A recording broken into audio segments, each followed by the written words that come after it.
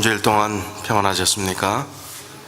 귀한 안식일에 주님의 성전으로 올라오신 우리 모든 성도님들을 좋으신 주님의 이름으로 환영드립니다. 하나님의 말씀 베드로전서 2장 2절 말씀입니다. 베드로전서 2장 2절입니다. 갓난 아이들 같이 순전하고 신령한 젖을 사모하라. 이는 이로 말미암아 너희로 구원에 이르도록 자라게 하려 함이라. 우리 그리스도인의 삶은 육신의 삶과 매우 닮아 있습니다. 어린아이서부터 이제 유년기를 거쳐서 소년, 청년, 장년에 이르고 또 노년에 이르는 사람들의 성장 과정처럼 우리 믿음의 여정도 자라나야 한다는 것입니다. 성장해야 된다는 것입니다. 성경은 꽤 많은 곳에 자라나야 됨의 필요성에 대한 말씀들을 주셨습니다. 시편 92편 12절에 보면 의인은 종려나무같이 번성하며 레바논의 백향목같이 성장하리로다 그랬습니다. 구약의 사상은, 히브리 사상은 의인과 악인에 대한 구별이 자주 그렇게 표현되고 있는데, 의인은 종려나무같이 번성해야 하고 또 레바논의 백향목같이 성장해야 된다. 구약의 전체적인 사상의 한 성경절로 요약한 부분이라고 생각합니다. 성장의 부분에 대해서요.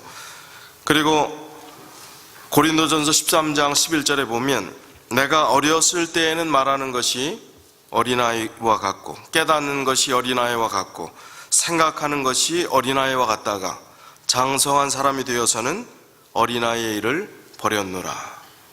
여전히 유아적인 신앙에 머물러 있으면 안 된다는 사실들을 말씀해 주시는 것입니다.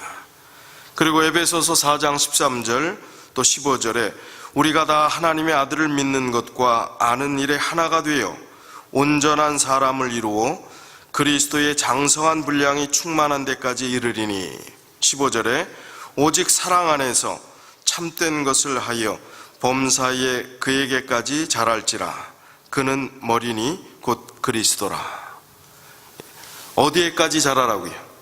예수 그리스도에게까지 그 표준으로 그 수준으로 자라나라 하는 말씀을 권면하십니다.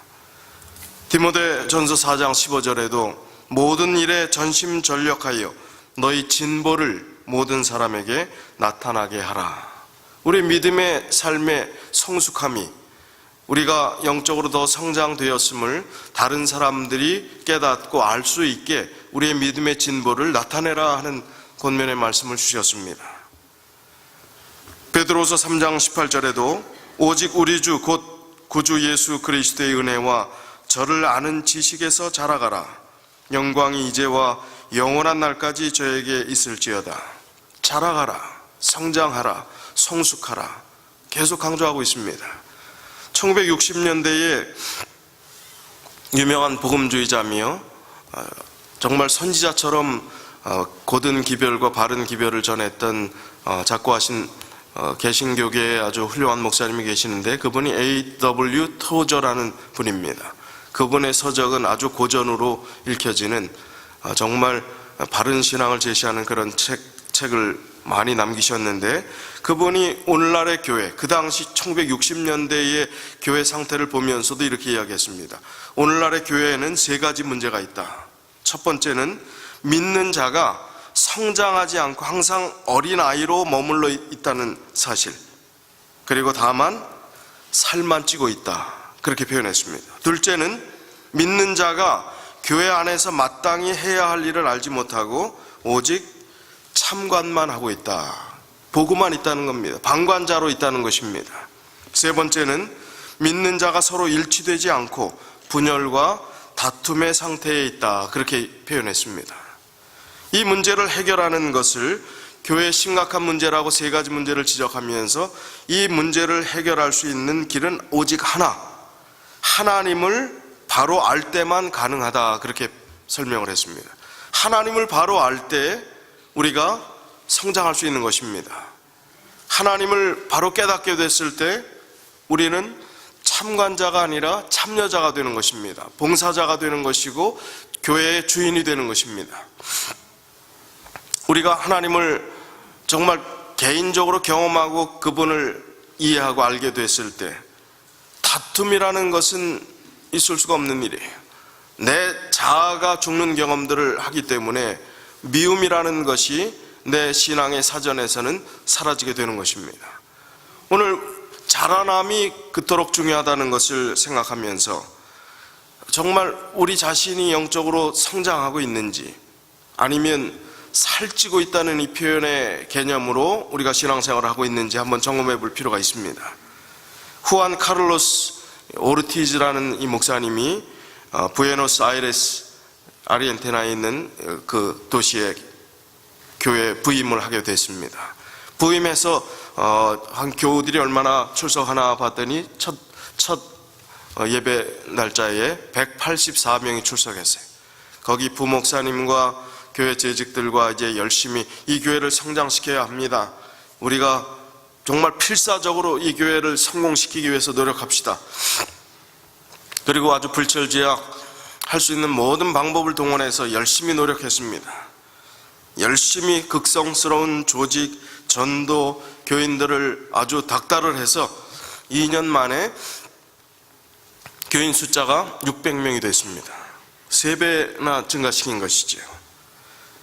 그런데 600명이 되고 이제 교회가 어느 정도 자리가 잡았다고 생각됐을 때 마음에 허전함이 밀려옵니다. 이 목사님 마음이 편치 않아요.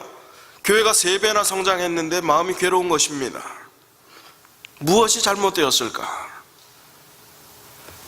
이제 그 복잡하고 분주한 그 열심에서부터 내가 좀 생각할 수 있는 시간이 필요하다 하면서 모든 일에 손을 떼고 한적한 곳에 가서 기도와 묵상에 전념하는 시간을 갖게 됩니다. 그때 성령께서 이 후안 목사님에게 들려주시는 음성이 이렇게 들리는 것 같았다고 기록하고 있습니다. 너는 코카콜라 회사에서 콜라를 파는 방식, 똑같은 방식으로 리더스 다이제스트사에서 책을 파는, 잡지를 파는 똑같은 방법으로 지금 복음을 전하고 있다. 너는 학교에서 배운 모든 술수를 쓰고 있다. 도대체 내가 전하는 일들 가운데 내 손길을 찾아볼 수 있느냐? 아주 깜짝 놀랐습니다. 너는 잘하고 있지 않다. 내 생각에 내가 교인 수를 184명에서 600명으로 늘렸다고 해서 잘하고 있다고 생각하는 모양인데 그것은 자라나는 것이 아니라 살찌는 것이다. 그렇게 표현했다는 것입니다. 그리고 이 목사님이 아주 충격을 받고 마음의 깨달음을 가지고 양적 증가, 교인을 그저 살만 찌우는 그 증가가 아니라 영적으로 진정하게 성숙하게 하는 길이 무엇인가를 생각하면서 개인적으로 하나님과 살아있는 관계를 맺도록 하고 이 세상에 어떠한 일이 있어도 그 신앙의 본분에서 떠나지 않도록 하는 그 길이 진정한 성장이고 그것이 하나님께서 원하시는 길임을 깨닫고 교회를 변모시키는 역사가 일어났다는 것입니다. 오늘 우리는 어떠한 길을 찾아야 되겠습니까? 살찌는, 그저 아니라고 편안한 상태에서 살찌는 신앙, 안온한, 평안이 거하는 그런 신앙을 추구하면서 안심하고 지낼 것이냐 하는 것입니다. 영적으로 하나님과의 바른 관계 속에서 타협함 없이 하나님의 말씀을 그대로 순종하면서 어린아이가 순전하게 젖을 사모하는 마음으로 이견 없이 내 생각 주장하지 않고 전적인 신뢰를 보내며 이 어머니의 젖을 사모하는 그 마음을 갖듯이 우리가 정말 순수한 신앙을 가지고 하나님 앞에 나아가고 있는가? 구원에 이르기까지 자라나게 하는 신앙은 바로 그런 순수한 신앙이라고 말씀해주고 있는 것입니다. 오늘 다시 한번 우리의 신앙을 점검해 보면서 우리가 하나님을 신뢰하는 그 신뢰가 어린아이와 같은가 다시 한번 생각해 볼 필요가 있습니다. 예수 그리스도께서는 자기 자신을 소개했을 때 성경의 꽤 많은 부분에 천연계를 통해서 자기 자신이 어떠한 분이다 하는 말씀을 하셨습니다. 그 천연계의 다양한 축복을 예수 그리스도께서 우리에게 베풀어 주심을 설명하시기를 이사야 60장 19절에 보면 나는 영원한 빛이다. 태양이 없이 빛이 없이 우리가 존재할 수 없고 만물에 생동하는 그런 모든 농산물들이 햇볕이 없이 될 수 없는 것처럼 예수 그리스도는 우리의 영적인 부분에서 의의 태양 되시는 분이시고 영원한 빛이다. 그렇게 표현하고 있습니다. 시편 84편 11절에도 해요 방패가 되시는 하나님으로 표현하고 있습니다. 그리고 호세아 14장 5절에 보면 마른 땅의 비가 바로 예수 그리스도 하나님에 대한 표현입니다. 마른 땅의 비와 같은 존재. 정말 그 마른 땅을 적시는 그 비의 단비의 그 위력과 능력은 그 귀함은 얼마나 가치가 있는 것인지.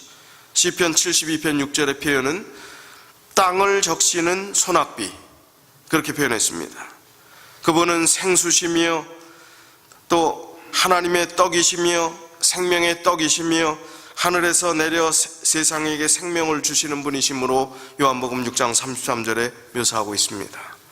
그런 하나님, 그 하나님 우리에게 가장 좋은 것을 주시길 원하시는 그 하나님께 우리의 마음을 구별하여 드리는 순전한 어린아이와 같은 심령이 될 때 우리의 영적 성장, 믿음의 자리는 자라나게 된다는 말씀입니다. 우리가 얼마나 인위적으로 신앙생활을 하는지 우리의 기도를 살펴보면 깨달을 수 있지 않습니까? 우리가 구하는 것을 받기를 원합니다. 성경에 있는 모든 기도의 응답에 대한 내용들을 종합해 보면 우리가 하나 간과하는 것이 우리가 구하는 것을 하나님께서 주시겠다고 하시는 개념으로 이해하는 것은 신앙을 잘못 이해하고 내 중심의 신앙을 하는 것입니다. 어제 저녁에도 말씀드렸고 지난 주말 부흥의 시간에 우리 권 목사님이 설교할 때도 그런 말씀을 터치를 했어요. 구하는 대로 하나님께서 주시겠다고 하셨습니까? 좋은 것으로 주시겠다고 하셨습니까?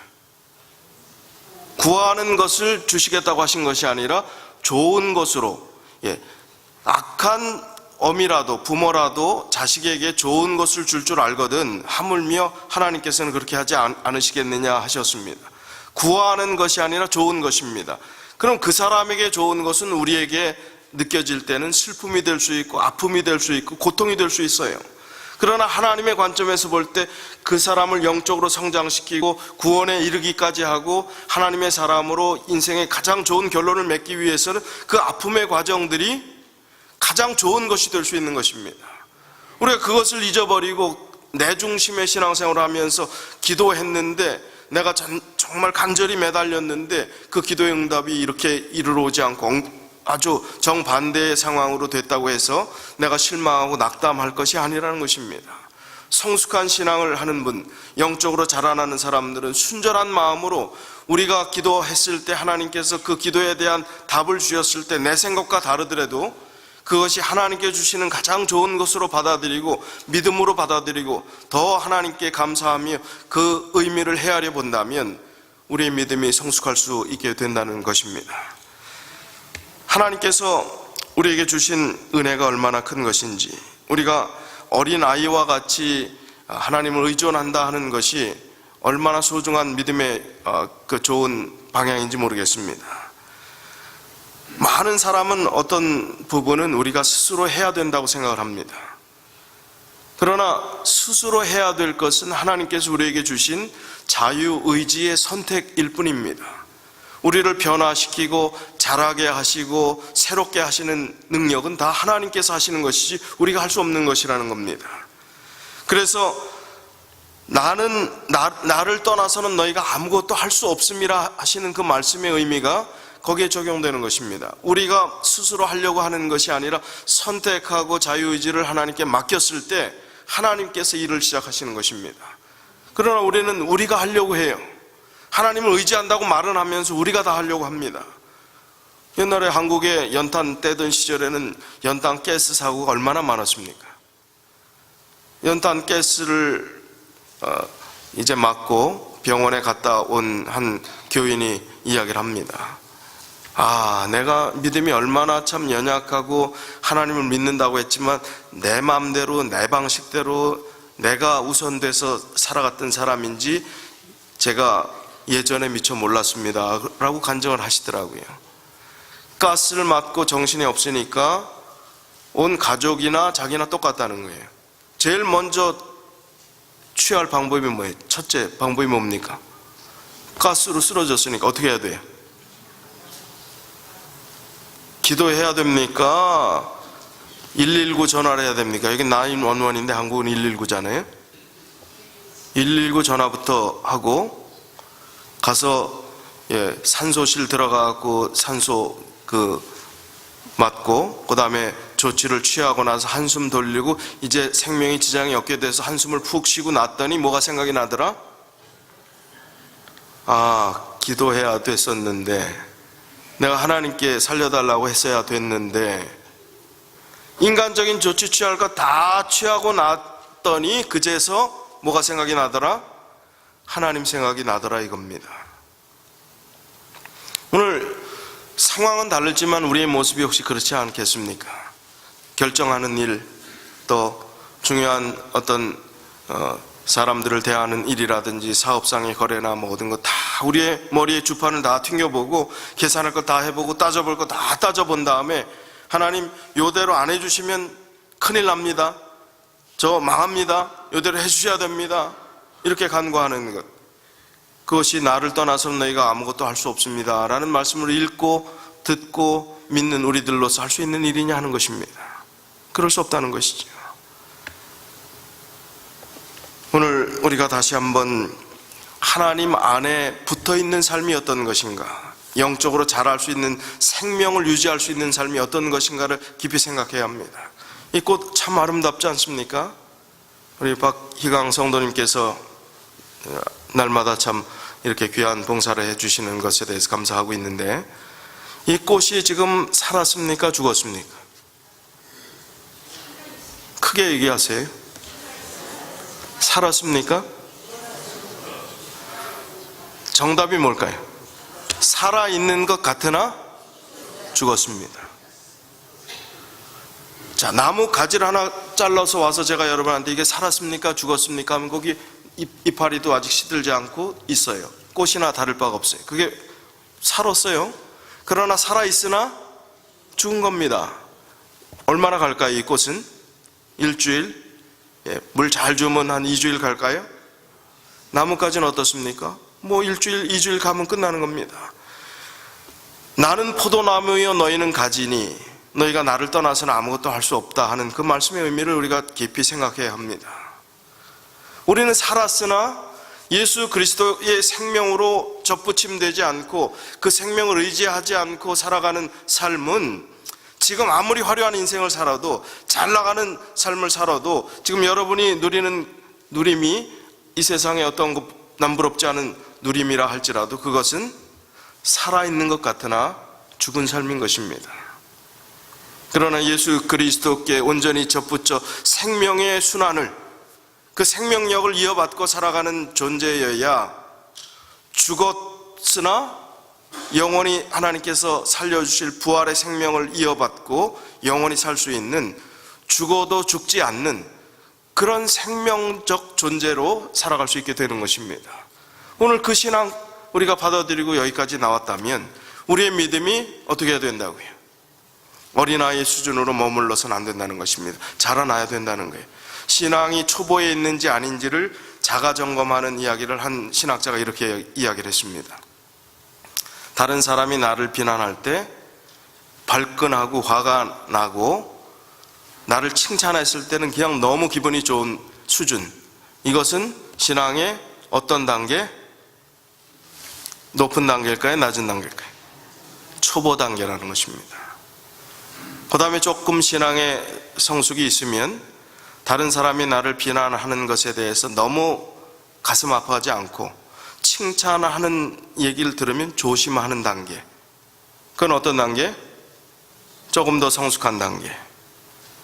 그 다음에 정말 더 성숙한 그런 단계는 칭찬과 비난이 전혀 문제가 되지 않습니다. 왜냐하면 하나님께서 나를 아시기 때문에, 하나님과의 바른 관계가 바른 신앙임을 알기 때문에 그것으로 인해서 내가 좌우되지 않는다는 거예요. 오늘 우리가 성숙한 신앙을 가져야 되지 않겠습니까? 조금 속상한 일이 있을 수 있어요. 또 인간관계에 어떤 서운함이 있을 수 있습니다. 오해를 받을 수도 있습니다. 살다 보면 이런 일 저런 일 죄된 세상에서 다 겪을 수 있습니다. 그러나 그것이 우리의 신앙에 영향을 주는 것이 되어서는 안 되겠다는 것입니다. 우리가 하나님이 다 아시기에 하나님과 나의 관계는 돈독한 관계에서 정말 바른 신앙의 관계로 기뻐하며 감사하며 봉사하는 신앙의 자세로 나아가야 된다는 것입니다. 그것이 하나님께서 원하시는 길입니다. 하나님을 사랑하는 그 사랑이 우리 안에서 어떻게 표현되는 것인가? 바로 영적으로 우리가 성장하는 그 모습들이 사람들이 느끼게 되고 그것을 깨닫게 됐을 때, 너희의 진보를 사람 앞에 나타내 보이라고 말씀해 주신 그 모습이 드러나게 될 때 하나님은 영광 받으시고 또 우리의 삶도 다른 사람들에게 영향력을 끼치는 삶이 되는 것입니다. 우리는 믿음으로 그리스도의 것이 되었습니다. 그리고 믿음으로 그분 안에서 자라야 될 사명을 가지고 살아가는 존재들인 것입니다. 자, 그렇다면 어떻게 하면 우리가 하나님께 우리의 삶을 잘 구별해 드리고 또 영적으로 자라날 수 있을까? 성장할 수 있을까? 오늘 이 주제의 양육훈련 교재 중에 종로의 계단 8장에 해당되는 말씀이죠. 여기는 9장 영적 성장이라고 그랬지만 종로의 계단 8장의 내용을 말씀드리는 겁니다. 8장 그리스도에 이르기까지 자라남, 종로의 계단 그 내용인데, 종로의 계단 전체의 핵심 사상이 여기에 들어 있습니다. 그리고 기독교 신앙의 굉장히 중요한 신앙의 원리가 이 말씀 속에 담겨져 있습니다. 여러분이 이것을 실천하는 분이 계시고 실천하지 않는 분이 계시는데, 이것을 실천하면 우리의 신앙의 활력을 얻고 영적으로 분명히 자라날 수 있는 해답이 여기에 있습니다. 막연한 하나님을 믿고 그냥 순종하라 하는 이야기가 아니라 구체적으로 어떻게 하라는 말씀이 여기 담겨져 있습니다. 생애의 빛은 종로의 계단을 좀 쉽게 풀어 쓴 것이기 때문에 이 단어가 좀 쉽지만 그 의미가 정확히 전달이 안 되는 경우가 있습니다. 종로의 계단에 있는 말씀을 제가 좀 읽어드리겠습니다. 종로의 계단 69쪽, 70쪽에 보면 그 해답이 있어요. 자, 앞에 부분은 좀 생략하고 성경절에 내가 어떻게 하면 그리스도 안에 거할까 하고 사람들이 묻는다. 어떻게 하면 내가 하나님 안에 거하는 삶을 살 것인가? 하나님 안에 거하면 우리가 영적으로 성장한다고 그랬는데 어떻게 하면 하나님 안에 거할 수 있는가? 성경 말씀에 골로새서 2장 6절에 너희가 그리스도 예수를 주로 받았으니 그 안에서 행하되, 그 안에서 행하라고 했다. 또 히브리서 10장 38절에 보면 의인은 믿음으로 말미암아 살리라 했다. 의인은 믿음으로 말미암아 산다. 그건 어떻게 하는 것일까? 자, 여기 말씀을 귀 기울여 들어보시길 바랍니다. 그대들은 모든 것, 마음과 의지와 봉사를 바칠 것이니 그의 모든 요구를 응하기 위하여 그대 자신을 그에게 바칠 것이다. 자, 세 가지를 하나님께 드리라고 그랬습니다. 자, 그대들은 모든 것, 마음과 그 다음에 의지와 봉사. 여기 생애의 빛에는 마음과 정신과 사업이라고 되어 있어요. 그런데 종로의 계단에 있는 이 말씀은 우리의 마음과 의지, 하고자 하는 어떤 마음과 우리의 가치관과 그런 모든 그런 의지를 이야기하는 것입니다. 봉사, 사업보다는 봉사의 개념들이 조금 더 크리스찬적인 단어 해석이라고 생각합니다. 우리가 하나님께 그냥 말로만 드리는 기도 가지고는 안 된다는 것입니다. 우리의 영적으로 자랄 수 없다는 것입니다. 우리의 마음을 드리되, 마음이 단순한 생각을 드리라는 개념이 아니라 의지까지 드리라는 것입니다. 하고자 하는 나의 모든 삶의 방향과 정신까지 다 드리라는 것입니다. 그리고 나의 봉사라는 것은 사업이라고 표현했는데 그것은 나의 오늘의 삶의 행위까지 드리라는 것입니다. 그게 어떻게 가능할까? 해보지 않았으면 가능한지 안 한지를 모르죠. 그러나 하라는 것입니다. 그러면서 여기 이렇게 아침마다 그대 자신을 하나님께 바치라. 그리고 이 일을 그대가 첫 번째 할 일로 삼으라. 아침마다 꼭 그렇게 하라는 거예요. 세 가지를 드리는 고백을 하라는 겁니다. 하나님께 뭐라고요? 나는 오늘 아침에 눈을 떠서 하나님과 대화하는 시간을 가질 때 나의 무엇을 드리겠습니다? 마음을 드리겠습니다. 하나님, 제가 오늘 나의 의지까지 드리겠습니다. 하나님, 제가 오늘 나의 모든 삶의 봉사, 행동, 나의 활동, 모든 영역에 있는 그 모든 것을 하나님께 드리겠습니다. 세 가지를 하나님께 드리겠다고 결심하라는 것입니다. 그러면서 이렇게 기도하라고 그랬어요. 이 기도문을 좀 쓰셔서 종로의 계단에 70페이지에 있는 이 기도문을 쓰셔서 아침에 여러분 기도하시는 것은 여러분의 기도 제목이 있지만 이 기도 내용을 포함을 시켰으면 좋겠어요. 오 주여, 나를 받으사 온전히 당신의 것으로 삼으소서. 나는 나의 모든 계획을 당신의 발 앞에 놓나이다. 오늘 나를 당신의 일에 써주시옵소서. 나와 같이 하여 주시고 나의 모든 일이 당신 안에서 성취되게 하옵소서. 이렇게 기도하라 그랬습니다. 이렇게 기도해봤는데 정말 내가 신앙의 기쁨도 없고 여전히 막힌 어떤 우울하고 신앙의 기쁨도 없고 어떤 마음의 답답함이 있다, 그렇게 이야기하실 분은 안 계시리라고 생각합니다. 이렇게 하지 않았기 때문에 그럴 수 있어요. 우리가 다시 한번 오 주여, 나를 받으사 온전히 당신의 것으로 삼으소서. 나는 나의 모든 계획을 당신의 발 앞에 놓나이다. 오늘 나를 당신의 일에 써주시옵소서. 나와 같이 하여 주시고 나의 모든 일이 당신 안에서 성취되게 하옵소서. 오늘 나의 마음과 의지와 무엇을? 봉사를 하나님께 드리겠나이다. 그리고 하루를 시작하십시오. 그럼 하나님께서 주시는 은혜가 얼마나 큰 것인지, 내가 내 생각을 하려고 했을 때 내 생각이 아닌 하나님께 맡겨지고 너희가 나를 떠나서는 아무것도 할 수 없다는 그 생각이 들어올 것입니다. 내 의지까지 하나님께 드렸기 때문에 하나님이 원하시는 의지가 무엇인지 생각하게 될 것입니다. 내 뜻대로 하려고 하지 않을 것입니다. 그리고 우리의 행동하는 모든 행동 하나하나가 하나님이 기뻐하시는 행동. 예수님이라면 어떻게 하셨을까? 예수님이 이런 상황이었으면 예수님은 어떻게 처신하셨을까라는 생각을 하게 되면 우리의 신앙의 삶이 달라질 것입니다. 우리 마음대로 살고 입술로는 하나님 믿는 것 같고 생각으로는 하나님 믿는 것 같이 살아왔지만 그저 평안히 거하며 살만 찌는 신앙생활이었는지 모르지만 이제는 하나님 중심으로 우리의 의지가 하나님의 의지 속에 들어가서 하나님이 원하시는 그 신앙생활의 기쁨들을 체험적으로 알게 될 것입니다. 오늘 이 종로의 계단의 전체의 핵심이 바로 여기에 있습니다. 또 우리의 신앙의 중심이 여기에 있습니다. 이것을 하지 않고 피상적이고 또 너무 이상적인 것이 신앙이라고 생각했던 분들이 구체적으로 한번 해보십시오. 나의 생각과 의지와 봉사까지 하나님께 드리는 것이 무엇인지를 우리가 경험해 봤으면 좋겠습니다. 그로 인해서 하나님께 주시는 은혜가 얼마나 크심을 생각해야 합니다. 그래서 자꾸 예수님은 내 안에 거하라, 내게로 오라, 내가 너희를 편히 쉬게 하리라. 마태복음 11장 28절에도 그렇게 말씀해 주셨고, 시편 37편 7절에 보면 여호와 앞에 잠잠하고 참아 기다리라. 너희가 나서지 말라, 참고 잠잠히 기다리라. 하나님의 뜻을 기다리라는 것입니다.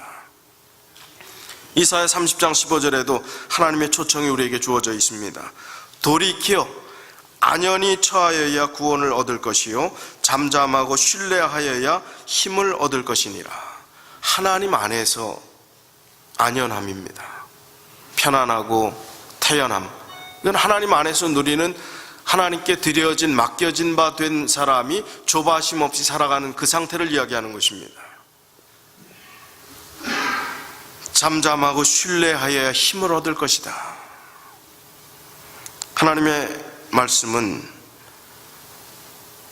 예수 그리스도, 내가 모든 것을 생명까지 지불하신 그분을 너에게 선물로 주었으니 그분을 떠나서는, 그분이 원하시는 그 사상에서 벗어나서는 너희 스스로 안전하지 않다는 말씀을 계속해서 반복해서 우리에게 권면하고 계시는 것입니다.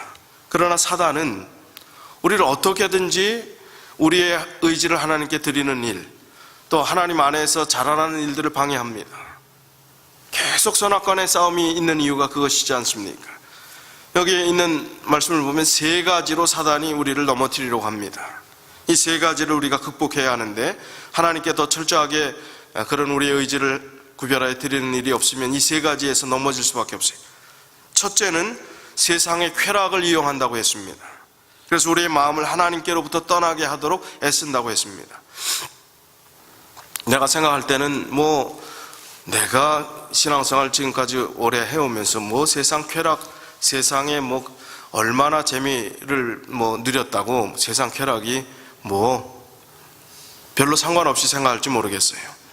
그러나 우리가 내 신앙의 중심을 흐트러 놓을 수 있는 나의 어떠한 기호나 취미나 그런 것들이 무엇인가를 판단해야 합니다. 그렇다면 내 신앙이 방해가 될 수 있는 것은 세상의 쾌락이 될 수 있는 거예요. 그것에 더 많은 비중이 있어서 내 신앙이 흔들흔들한 상황이 될 때는 사단이 세상의 쾌락을 통해서 나를 유혹하는 것입니다. 나 참 너무 재밌어. 세상이 너무 재밌어. 요즘 나오는 TV 드라마도 이렇게 재밌고 모두 재밌고, 그것이 정죄의 어떤 개념으로 우리가 이해해서는 안 되지만, 그러나 비중으로 볼 때 세상의 쾌락적으로 우리의 마음에 휩쓸려 갈 수 있는 그런 경향으로 기울어질 수 있는 매개체가 된다면 그것을 줄여야 합니다. 그리고 그것을 더 좋은 것이 있으면 관심 없게 되는 것이죠. 근데 더 좋은 것이 없기 때문에 그것이 자꾸 더 재밌는 거예요. 하나님에 대한 것, 세상적인 그것과 하나님의 것에 대한 비중이, 밸런스가 틀어지는 것입니다. 사단이 그렇게 만들어서 하나님을 의지하고자 하는 마음, 또 하나님께 가까이 가고자 하는 마음으로부터 우리를 흐트러 놓는다고 그랬습니다. 그 부분의 조정을 위해서 우리가 하나님께 매일 헌신하는 것, 하나님의 말씀으로 무장하는 것이 필요함을 강조하는 것입니다. 두 번째는 우리의 생애의 걱정과 슬픔을 이용한다고 했습니다. 여러분, 신앙생활 하면서 다 해피엔딩으로 끝납니까? 우리의 삶이 늘 행복합니까? 죄된 세상 자체에 우리가 몸담고 있기 때문에 슬픔과 고통의 생애가 있어요. 장가 못 간 아들 생각하면 한숨이 나옵니까? 나이는 차가는데,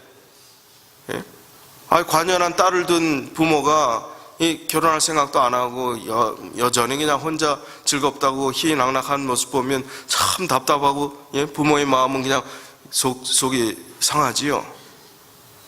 이런저런 근심, 걱정, 염려들이 우리 안에 다 있는 것입니다.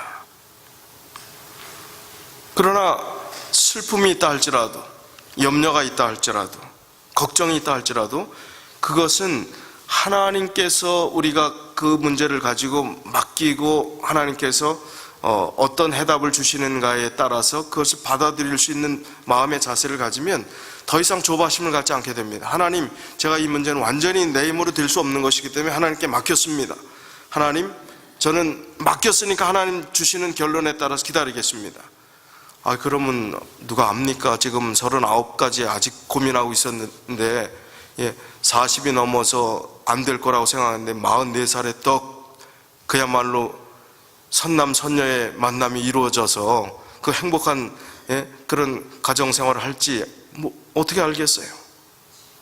그리고 왜 우리의 관점은 부부가 결혼해서 사는 것이 하나님께서 마련해 주신 그런 것이지만은, 사도 바울이 결혼관에 대한 그 개념이 독신으로 살 사람은 어떻게, 하나님의 복음을 위해서 독신으로 사는 것도 죄악시하거나 그래서는 안 되고, 권장할 일은 아니지만 거기에 대한 사명을 가진 자는 그 사명을 존중하는 말씀을 한 것입니다.